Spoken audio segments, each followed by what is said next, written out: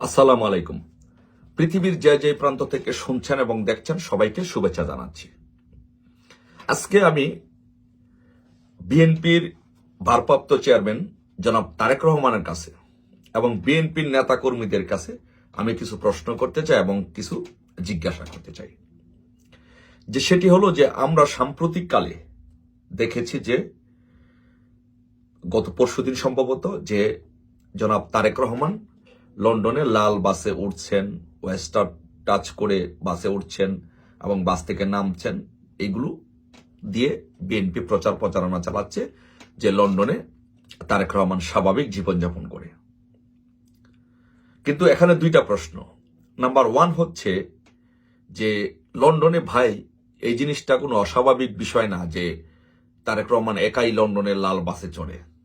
এই দেশের প্রধানমন্ত্রী বরিস জনসন সে সাইকেলে চড়ত। আপনি তো লাল বাসে চড়েছেন, সাইকেলে চড়ত। সো এটা কোনো অস্বাভাবিক বিষয় না। আর দ্বিতীয় কথা হচ্ছে আপনি যে বাসটিতে চড়েছেন সেই বাসটিতে কিন্তু আমরা তো সচরাচর বাসে চড়ি এবং দীর্ঘদিন যাবৎ লন্ডনে থাকি। আমরা দেখেছি যে এই বাসে সাধারণত যে এটি পাবলিক বাস, এই বাসের মধ্যে অনেক যাত্রী থাকে। সো আমি খুব ভালো করে দেখার চেষ্টা করলাম, এই যে আপনাদের সুবিধার্থে আমি এই বাসটা উনি যে উঠেছে এটা চিত্রটাও দিলাম। দেখেন এই বাসে কি কোনো যাত্রী আছে? বাসে কোনো যাত্রী নাই। তার মানে কি এই বাসটি হয়তোবা ভাড়া করা হয়েছে বা বাসটিতে উনি একাই যাত্রী ছিলেন। এই সিনারিটা, এই ড্রামাটা করার জন্য উনি বরং আরো দেশের অনেকগুলো টাকা ওনার ইমেজটা বাংলাদেশে দেখানোর জন্য যে উনি স্বাভাবিকভাবে চলাফেরা করেন, এই জন্য কি করা হয়েছে, বরং বাংলাদেশের টাকা খরচ করা হয়েছে। বাংলাদেশের গরিবের টাকা, ট্যাক্সের টাকা খরচ করে এর ড্রামা তৈরি করা হয়েছে। যাক, আপনি ড্রামা তৈরি করতে পারেন। সো আমি বলবো, আমি যে কথাটি মূলত বলতে চাই যে সেটি হচ্ছে ভাই, ড্রামা, প্রতারণা, প্রতিহিংসা, এইগুলোর রাজনীতি বাদ দিয়ে আসুন বাংলাদেশে সঠিক রাজনীতি করি, গণতন্ত্রের চর্চা করি এবং বাংলাদেশের গণতন্ত্র পুনঃপ্রতিষ্ঠা করি। ভাই জনাব তারেক রহমান, আমি আপনাকে বলি, আপনি জিয়াউর রহমানের ছেলে, জিয়া রহমান সাহেবের ছেলে। জিয়া রহমান উনি মুক্তিযোদ্ধা ছিলেন, এটা আপনারা দাবি করেন এবং আপনাদের দলটা এই মুক্তিযুদ্ধের উপর ভিত্তি করে, যেহেতু উনি মুক্তিযোদ্ধা ছিলেন আপনারা দাবি করেন, তো ওনার এই স্পিরিটের উপর ভিত্তি করে কিন্তু আপনারা দলটা পরিচালিত করেন। যদি তাই করে থাকেন তাহলে আমার প্রশ্ন ভাই, আপনি তো জিয়া রহমানের ছেলে, আপনার মা ওই দেশের প্রধানমন্ত্রী ছিল, আপনি রাজনীতি করলে হয়তো বা আপনি কোনোদিন দেশের প্রধানমন্ত্রী হবেন, এটাই তো স্বাভাবিক। তো তাহলে যদি আপনার বাবা যদি এদেশের রাষ্ট্রপতি হয়ে থাকে, আপনার মা যদি প্রধানমন্ত্রী হয়ে থাকে, তাহলে ভাই জনাব তারেক রহমান আপনার এরকম প্রতারণা, প্রতিহিংসা, এগুলো রাজনীতি করতে হবে কেন ভাই? কেন আপনাদেরকে প্রতারণা এবং প্রতিহিংসার রাজনীতি করতে হবে? আপনি আমাকে বলেন। আমি আপনার জন্য, আপনার নেতা কর্মীদের জন্য এবং দেশবাসীর জন্য আপনাকে কিছু উদাহরণ দিচ্ছি। আচ্ছা বলেন তো ভাই, 91 সালে নির্বাচনে যখন আপনারা ক্ষমতায় এসেছিলেন, আপনার মা ক্ষমতায় এসেছিল, তখন 15 ফেব্রুয়ারি নির্বাচনটা দেওয়ার কি দরকার ছিল? মাগুরা নির্বাচন করার কি দরকার ছিল? মিরপুরে নির্বাচন করার কি দরকার ছিল? সো এইগুলো করে বাংলাদেশে প্রথম রাজনীতিতে নির্বাচনটাকে বিতর্কিত কে করেছে? আপনারা করেছেন। আচ্ছা, ভালো কথা, আপনারা বিতর্ক করেছেন। সেই প্রেক্ষাপটে আওয়ামী লীগের আন্দোলনের ফলে 1996 সালে যখন তত্ত্বাবধায়ক সরকার আসলো, সেই নির্বাচনে আওয়ামী লীগ বিজয়ী হলো, বঙ্গবন্ধু কন্যা এই দেশের প্রধানমন্ত্রী হলেন। আচ্ছা বলেন তো, বাংলাদেশের ইতিহাসে আপনি একটি নির্বাচন দেখাতে পারবেন যে একটি ট্রানজিশন, পাওয়ার অফ ট্রানজিশন, একটি ট্রানজিশন দেখাতে পারবেন যে কেউ শান্তিপূর্ণভাবে ক্ষমতা হস্তান্তর করছে? কোন রাজনীতিবিদ, কোন প্রধানমন্ত্রী দেখাতে পারবেন না। সেটা কে করেছে? প্রধানমন্ত্রী শেখ হাসিনা সে কাজটি করেছে।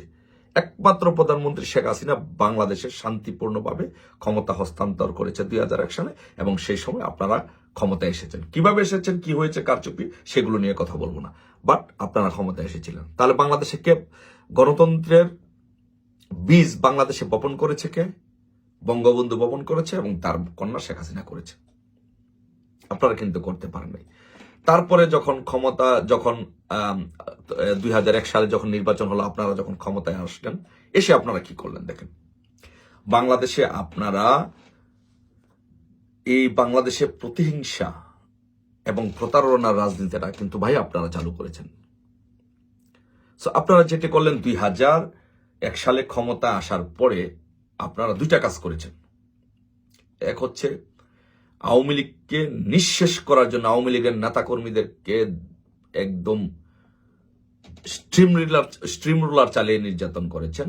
আর দ্বিতীয় যে কাজ করেছেন এবং দ্বিতীয় যে কাজটি করেছেন সেটি হচ্ছে যে 21শে আগস্টে গ্রেনেড হামলা করে বঙ্গবন্ধু কন্যাকে সরিয়ে দেওয়ার জন্য আপনারা গ্রেনেড হামলা করে আপনি সেই গ্রেনেড হামলা মামলার আসামি। আপনি 23 জন মানুষকে স্পট ডেড করেছেন, হত্যা করেছেন এবং বঙ্গবন্ধু কন্যা সহ অসংখ্য মানুষ আজও মৃত্যুর সাথে পাঞ্জা লড়ছে। তাহলে ভাই আপনি বলেন, বাংলাদেশের রাজনীতিতে এই প্রতিহিংসা পরায়ণ রাজনীতি, খুনের রাজনীতি, নিঃশেষ করে দেওয়ার রাজনীতিটা কে চালু করেছে? আপনার দল করেছে, আপনি করেছেন। কেন আপনাকে এই কাজটা কেন করতে হবে? এই প্রতারণার রাজনীতি না করলে তো পারতেন। তারপরে নির্বাচন প্রক্রিয়াকে বিতর্কিত করেছে। আপনার 15 ফেব্রুয়ারি নির্বাচন তো একবার আপনারা এই কাজটা করলেন। এই ধারাবাহিকতা বজায় রেখে আপনারা যখন 2005 সালের দিকে এসে আপনারা বিচারপতি কে এম হাসানকে প্রধান তত্ত্বাবধায়ক সরকারের প্রধান করার জন্য তার বয়স বাড়িয়ে তাকে প্রধান বিচারপতি করার জন্য প্রধান উপদেষ্টা করার জন্য আপনারা একটা প্রক্রিয়া শুরু করলেন। তখন আন্দোলন হলো, 111 আসলো। কেন আপনাদের বারবার নির্বাচন বিতর্কিত করতে হবে, প্রতারণা করতে হবে, প্রতিহিংসা করতে হবে কেন? রাজনীতি কি প্রতারণা এবং প্রতিহিংসা ছাড়া করা যায় না? তাহলে বারবার বাংলাদেশে এই রাজনীতিতে এই প্রতিহিংসা পরায়ণ রাজনীতি কে করেছে? আপনি করেছেন। প্রতারণার রাজনীতি কে করছে? আপনি করছেন। আপনি জিয়াউর রহমানের ছেলে, আপনার এগুলো করতে হবে কেন? সর্বশেষ আপনি 5ই আগস্টে যখন ঘটনা ঘটলো, সেই ঘটনার পরে 32 নম্বর ভাঙ্গার জন্য বুলডেজার কে দিয়েছে? ইশাক সাহেব দিয়েছে। এটা সবাই জানে। বুলডেজার কে দিয়েছে? ইশাক সাহেব দিয়েছে। মিছিল নিয়ে কে গিয়েছে? বিএনপি লোকজন গিয়েছে। তাহলে আপনি এই প্রতিহিংসা রাজনীতিটা বাংলাদেশে কে চালু করলো? আপনারা চালু করলেন। বারবার প্রতিহিংসার রাজনীতিটা আপনারা চালু করলেন এবং এর ফল কিন্তু আপনাদেরই ভোগ করতে হয়েছে। 21শে আগস্টে গ্রেনেড হামলা করে যখন শেখ হাসিনাকে মারতে চাইলেন, তখন আপনাদেরকে বোঝা উচিত ছিল যে একদিন এর ফল আপনাদেরকে ভোগ করতে হবে এবং 16 বছর আপনারা এর ফল ভোগ করেছেন। এখন আপনারা কি করছেন? এখন বঙ্গবন্ধুর বাড়ি ভাঙার জন্য ইশাক বুলডেজার পাঠিয়েছে। এখন কি আপনি মনে করেন যে আওয়ামী লীগ যখন আবার ক্ষমতা আসবে, টুডে তোমরা আসবে? নট ফার ওয়ে ক্ষমতায় আসবে। তা আসলে আপনি কি মনে করবেন যে আপনার জিয়া রহমানের মাজার, ইশাকের বাবার কবর, আপনারা কি শান্তিতে থাকতে পারবেন? থাকতে পারবেন না তো। কারণ যারা ভিকটিম তারা এর প্রতিশোধ নিবে। তাহলে বারবার আপনারা কেন এই প্রতিহিংসার রাজনীতি বাংলাদেশে চালু করেন? বারবার কেন আপনারা এই পথে হাঁটেন? সর্বশেষ এখন যে বিষয়টি নিয়ে কথা বললে, যে জুলাই সনদ, আপনারা জুলাই সনদ দিচ্ছে আর আপনি চুপ করে বসে থেকে জুলাই সনদকে সাপোর্ট করে যাচ্ছেন। আপনি কি জানেন যে এই জুলাই সনদ যে আপনাদের অপমৃত্যু ডেকে আনছে, রাজনৈতিক অপমৃত্যু ডেকে আনছে?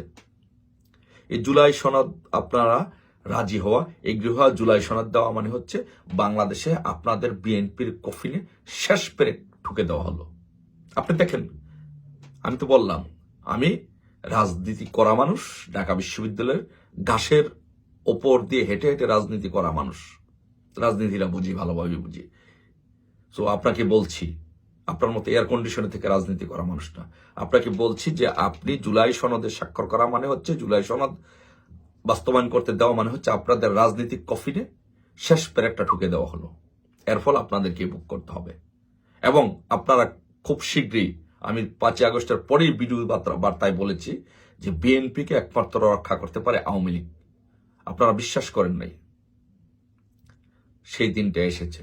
আপনাদেরকে রক্ষা করতে কে পারবে? একমাত্র বাংলাদেশে আওয়ামী লীগ রক্ষা করবে।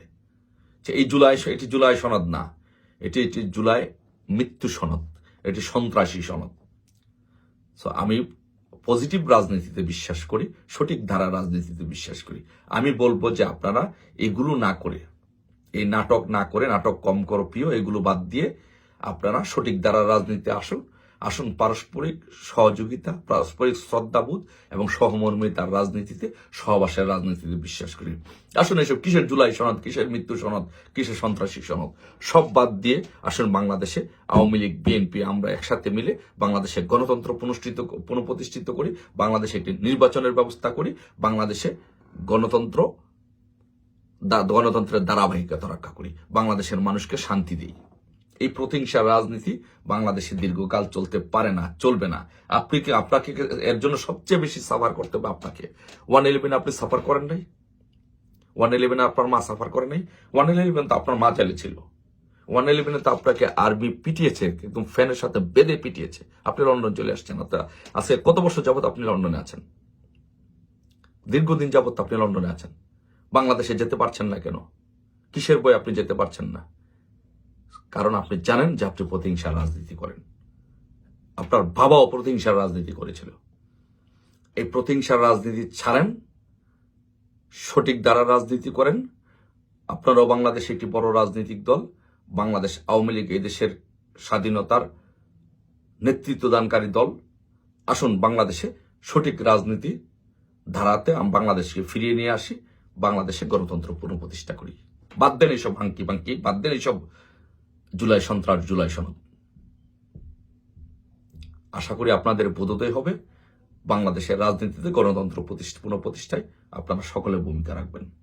সেই আশাবাদ, সেই প্রত্যাশা ব্যক্ত করে বিদায় নিচ্ছি। জয় বাংলা, জয় বঙ্গবন্ধু।